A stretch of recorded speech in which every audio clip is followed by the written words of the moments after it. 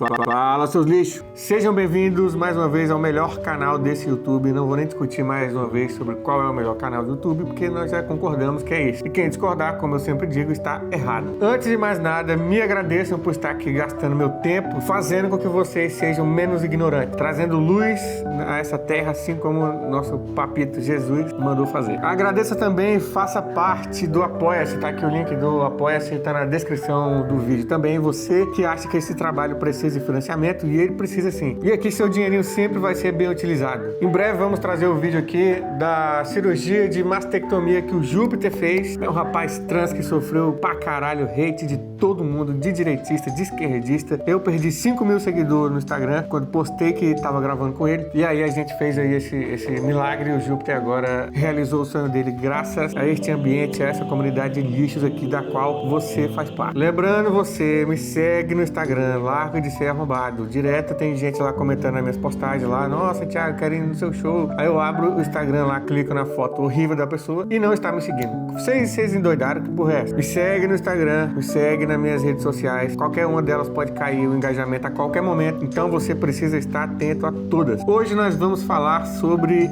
anticomunismo. Se você acha que o fantasma do comunismo é algo recente aqui nesse país, você está erradíssimo como sempre. Sorte a sua, como eu já falei no início do vídeo, que eu existo. Mas antes de tudo, para falar sobre anticomunismo, eu preciso explicar para você como surgiu o comunismo, que é outra coisa que talvez você lerdão e talvez o caralho, com certeza você não sabe. Mas o seu mestre, Thiago Santinelli, está aqui para te tirar desse vale sombrio da ignorância. Primeira coisa que você precisa saber é que não foi Karl Marx que inventou a palavra comunismo. Não foi o Ian Neves também que inventou, nem o Jones Manuel e nem eu. Outros autores da época já escreviam sobre como seria uma sociedade vivendo em comunas, com as terras sendo usadas de forma coletiva, sem a necessidade de um governo central. Mas, antes de Karl Marx, essas ideias socialistas eram consideradas utópicas. A intenção dele, juntamente com seu brother Engels, bota a fotinha dos dois aí pra nós. A intenção deles era tirar o socialismo desse campo da utopia e transformar numa ciência. Uma ciência que pudesse dar base teórica para os trabalhadores entenderem melhor como o capitalismo funciona e também como colocar o socialismo em prática. Então, se você é esse tipinho de pessoa que fica dizendo coisas como assim: o socialismo é utópico, isso aí é utopia de vocês, saiba que você está sendo mais burrão que o Monark e o Cogos junto. Mas não se preocupe, continua no vídeo que você vai ser liberto aí desse seu casulo de burrice. A primeira vez que o socialismo foi colocado em prática de forma marcante foi na Comuna de Paris. Se você não prestou atenção o suficiente nas suas aulas de história, ou então simplesmente não tinha professor de história, porque a sua escola colocava um estagiário de geografia para dar aula de história, como já aconteceu comigo constantemente, pode ficar tranquilo que agora você vai aprender sobre a Comuna de Paris. Por isso que eu fico puto, mano. Os caras falam que tem doutrinação nas escolas públicas. Meu Deus, velho. Eu queria ter professores em todas as matérias. Era só isso.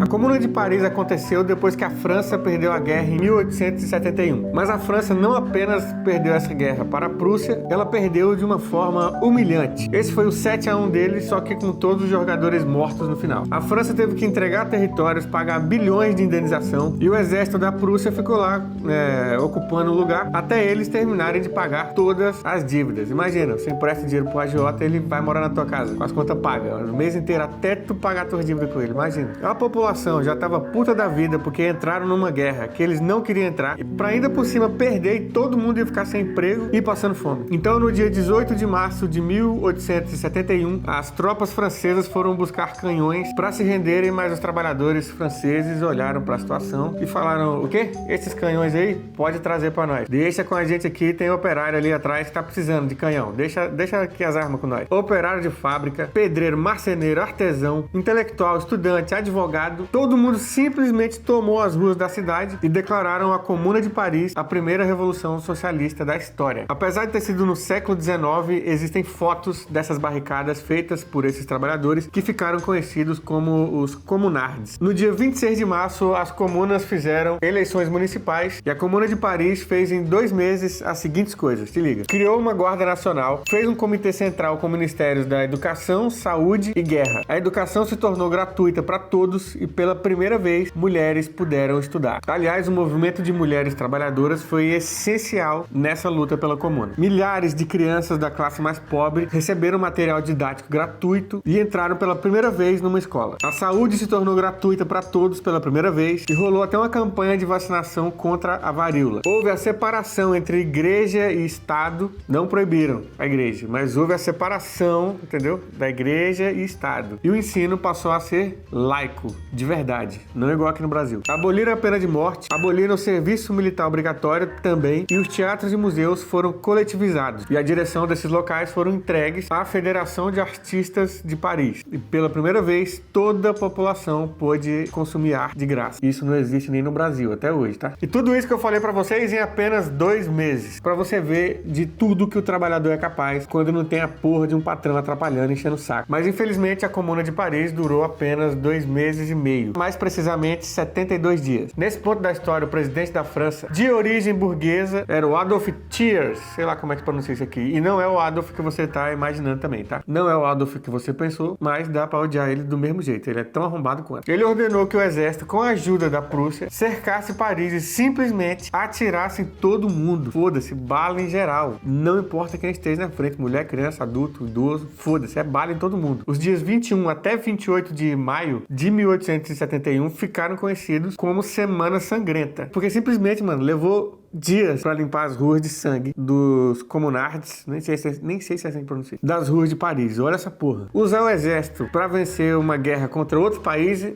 a França não conseguiu, né? Mas é usar o exército pra tirar um trabalhador pobre do próprio país, aí, meu amigo, tem munição à vontade, aí é eficiente. Nisso aí eles estão que nem o Brasil, hoje em dia. A Comuna de Paris, infelizmente, durou pouquíssimo tempo, porque foi massacrada, mas ela plantou uma sementinha, tá ligado? A esperança de que trabalhadores organizados conseguem tomar o poder. E essa sementinha de esperança ia dar frutos anos depois. A agenda de show pra você aí, vacilão, não perder, hein? Te liga. Realengo, São Gonçalo, São Paulo de Novo, Zona Leste, Guarujá, Vitória, Cariacica, São Luís, Teresina, Aracaju, Maceió, Volta Redonda e Ilha do Governador. Lembre-se, esse show tá causando treta com os crentes. Ou seja, olhe a porra da tua caixa de e-mail, porque se o show for cancelado e a gente trocar para outro lugar, você vai saber. E olha meus stories também. Sempre que dá merda, eu posto lá. A sementinha do comunismo de Karl Marx estava começando a se espalhar por toda a Europa. Inclusive, se infiltrando na Rússia também. Já tinha uma galera lendo o Capital e o Manifesto Comunista e tava olhando e falando, caralho, essas ideias aí são boas, hein? Essas ideias são boas. Daí, de repente, essas ideias começaram a chegar na Rússia. Nessa época, a população russa tava na merda completa. 80% da população tava vivendo na linha abaixo da pobreza. 80%. Somente 80%, né? A galera passando mais fome que o monarca lá nos Estados Unidos. Em 1905, um padre liderou um movimento pacífico de cerca de 200 mil pessoas, manifestantes que marcharam até o Palácio de Inverno de São Petersburgo para entregar uma carta ao então imperador, propondo, entre outras coisas, a diminuição da jornada de trabalho. Diminuição para 8 horas e pedindo também um aumento salarial para a galera. O exército do imperador Nicolau II simplesmente abriu fogo em todo mundo, meteu bala em geral. Mais de 1000 pessoas morreram nesse rolê aí que ficou conhecido como Domingo Sangrento. Morreu mais de 3 pessoas na Europa, o dia foi conhecido como Dia Tal Sangrento. É assim que funciona lá. No Brasil, a gente chamaria apenas de mais uma ação da Polícia Militar numa quarta-feira. E vocês percebam que até agora só rolou sangue de trabalhador que estava exigindo condição básica de trabalho e um aumentozinho no salário. Mas espera aí, toda luta, por mais que pareça que, que a galera se fudeu, como eu falei o negócio da sementinha, né? Nesse conflito aí, um dos líderes que mais se destacou, que a galera olhou e falou, esse maluco aí é foda, hein? Esse maluco é brabo, hein? Foi ele, o único calvo que merece nosso respeito, nosso querido Vladimir Lenin. Ele era líder do Partido Operário Social Democrata Russo, que depois iria se dividir entre uns mais radicais e outros menos radicais. Lenin tinha estudado sobre essa Comuna de Paris e escreveu as seguintes palavras sobre ela. Te liga. A Comuna de Paris foi o primeiro exemplo de ditadura do proletariado. A Comuna de Paris foi um ensaio do governo proletário. Durante a Primeira Guerra Mundial, que de novo os trabalhadores não queriam participar, mas o serviço militar russo era obrigatório, a Rússia perdeu 1 milhão de soldados, o preço da comida na Rússia estava disparando, a mortalidade infantil comendo solta, ninguém se importando, foda-se, geral passando fome, os trabalhadores juntos fazendo greve pra caralho, greve atrás de greve. No dia 8 de março, o movimento de mulheres operárias de Petrogrado iniciaram greves e protestos pelo pão. E esse dia 8 de março é conhecido como Dia da Mulher por causa desse movimento. Viu como até as datas comemorativas que a gente tem, se não fosse trabalhador lutando, trabalhador de esquerda lutando,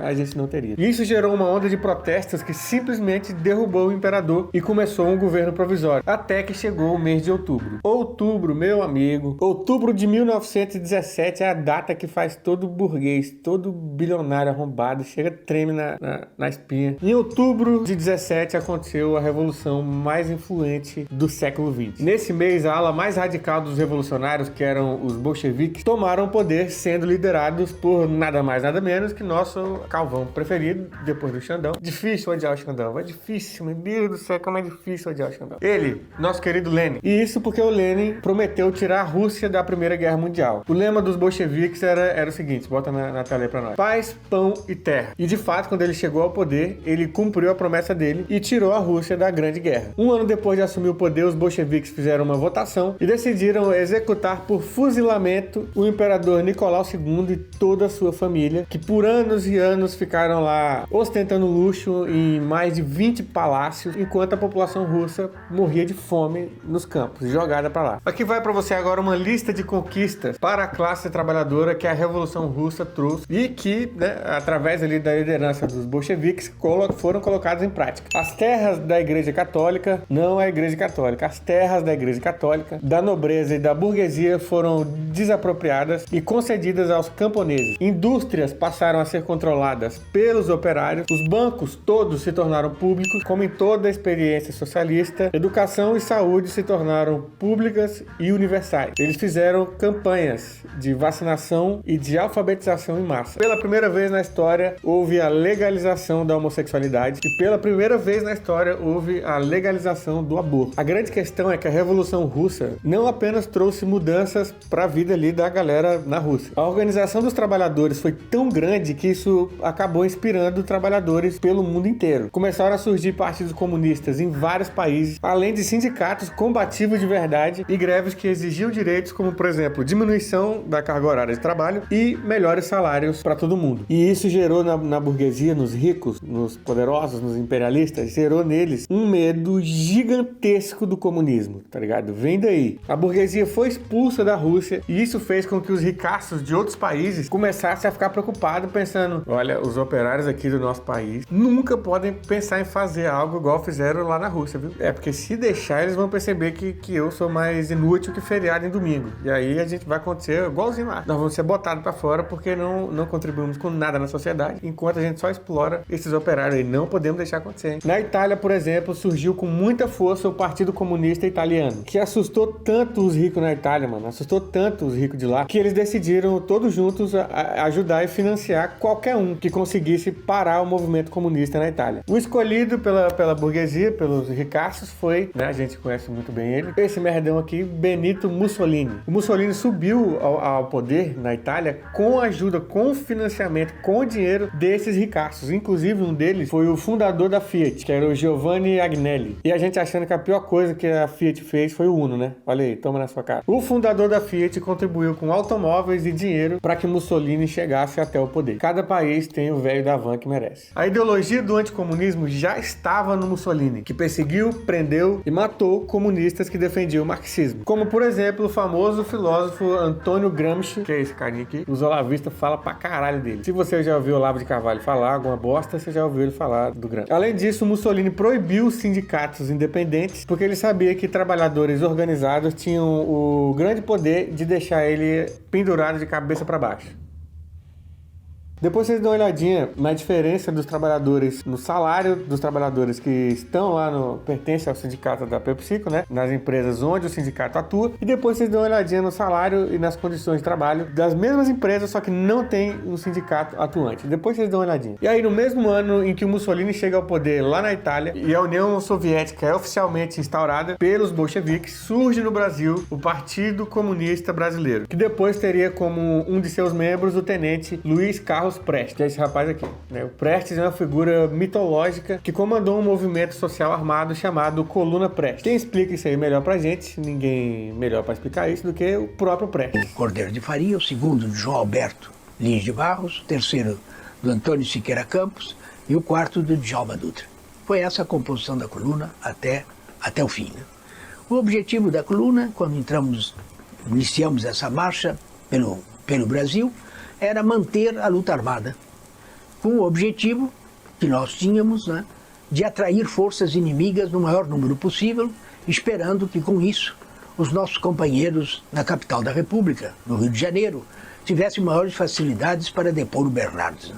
Em outubro de 26, eu já tinha conhecido a realidade do interior do Brasil, né, que tinha me alarmado, porque eu via... Passamos pelas regiões mais atrasadas e mais miseráveis de nosso país, né? Quantos quilômetros no total? Nós fizemos ao total cerca ou pouco mais de 25 mil quilômetros, né? Depois de Mato Grosso, entramos em Goiás, Maranhão, Piauí, Rio Grande do Norte, Paraíba, Pernambuco, depois Bahia, viemos até o norte de Minas e voltamos depois, fomos até Mato Grosso. Depois de andar o Brasil inteiro, Prestes percebeu que o maior problema para o Brasil deixar de ser um país de miseráveis, de gente passando fome, ele viu que o principal obstáculo eram os latifundiários, porque os barões do café, né, concentravam terras, riquezas e, consequentemente, poder político. Mas a revolução que aconteceu no Brasil, infelizmente, não foi uma revolução comunista. O que rolou no Brasil em 1930 foi uma frente ampla, liderada por Getúlio Vargas, que tomou o poder. E Vargas não queria perder o apoio dos barões de café. Afinal de contas, eles eram as pessoas mais ricas do Brasil. Aí o Vargas atendeu a algumas exigências dos trabalhadores na época, como por exemplo a criação da CLT e direitos trabalhistas, mas na sua política econômica, no fim das contas, continuou concentrando riqueza nas mãos de poucos latifundiários. Isso fez com que o PCB e a Ação Nacional Libertadora, comandada pelo Prestes, tentassem dar um golpe para derrubar o Vargas lá em 1935. Mas infelizmente esse golpe não foi bem organizado e fracassou. E aí o Prestes foi preso e junto com ele sua companheira, a Olga Benário, que mesmo grávida, a mulher estava grávida, mesmo assim ela foi extraditada para a Alemanha nazista, sendo que mesmo a lei brasileira naquela época proibindo a extradição de gestantes de filhos brasileiros, mesmo assim mandaram ela para lá. E a Olga acabou morrendo dentro de uma câmara de gás nazista. Getúlio Vargas era um presidente, que ele, ele conciliava com todo mundo que estava no hype, desde os comunistas até os fascistas. Mas depois de 1935, o comunismo foi proibido no Brasil e Vargas foi ficando cada vez mais anticomunista. 2 anos depois, viria um dos documentos mais anticomunistas do Brasil, o Plano Cohen. Em 1937, o Vargas aproveitou que estava sendo moda, mania, perseguir judeus, viu que isso era tendência mundial e começou a dizer que judeus comunistas estavam planejando um golpe de Estado que iria transformar o Brasil numa nação comunista. Quem dera, meu Deus. Quem dera, meu amigo mal, quem dera. E para você que está interessado, todas essas estátuas aqui que eu posto aqui, tirando essa aqui que foi um artista que fez para mim, isso aqui é daqueles camarada, tá? Você pode entrar no site lá, todas que apareceram aqui, tem no site deles pra você botar na sua casa e irritar a galerinha bolsonarista e crente da sua família. E o Vargas foi tão vagabundo que ele disse que tinha documentos, que o governo descobriu documentos que provavam essa conspiração de que judeus comunistas queriam dar um golpe de Estado. Anos depois, os próprios militares revelaram que aquele documento, que era o chamado do Plano Cohen, era simplesmente um documento falso. Olha aí, vocês achando que fake news é novidade, né? Nada disso. A direita usa isso muito bem há muito tempo. Por isso que eles estão muito melhor que nós em inventar fake news, é muito melhor. E na verdade, esse documento, esse plano, foi escrito pelo general Olímpio Mourão.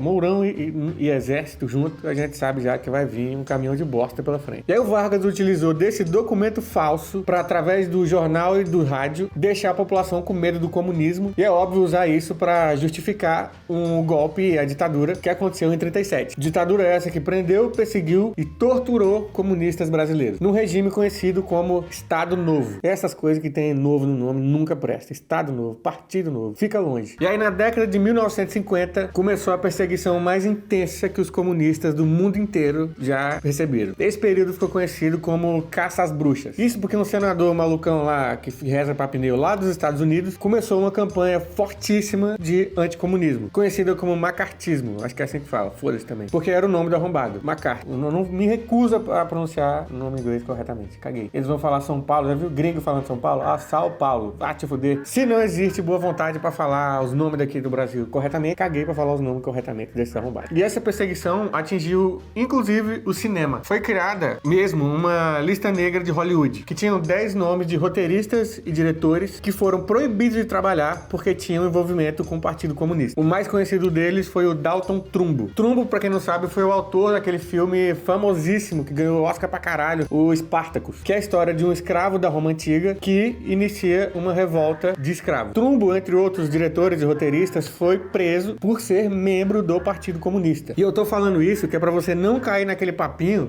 mas o Stalin perseguia quem criticava o governo. Na União Soviética não existia liberdade de expressão igual nos Estados Unidos, galera. Então me conta, vocês que falam essa porra aí que não existia liberdade de expressão, me conta onde não era desse jeito na época da Guerra Fria. Em que lugar do mundo não era assim na época da Guerra Fria? Fala aí pra nós. No Brasil, Vargas criou o Departamento de Imprensa e Propaganda, o DIP, que tinha como único objetivo, adivinha, a censura. Foram proibidos filmes, jornais, músicas, livro e revista. Para citar alguns exemplos conhecidos, o livro Vidas Secas, vou botar a capinha dele aqui, foi censurado por ser considerado uma crítica ao regime. O filme O Descobrimento do Brasil, que é um dos primeiros clássicos do cinema brasileiro, também foi censurado. Até artistas como a Carmen Miranda foi censurado porque suas músicas eram consideradas subversivas e imorais. Eu não venho com esse papinho não de porque as pessoas que não tinham liberdade de expressão. Vai te fuder. Eu tô tentando fazer meu show, um show, e porque o nome do show é Anticristo, todo mundo, todo lugar que eu vou tá dando merda esse show aí. Já foi cancelado em 5 cidades, tá? Mesmo com teatro com pauta paga,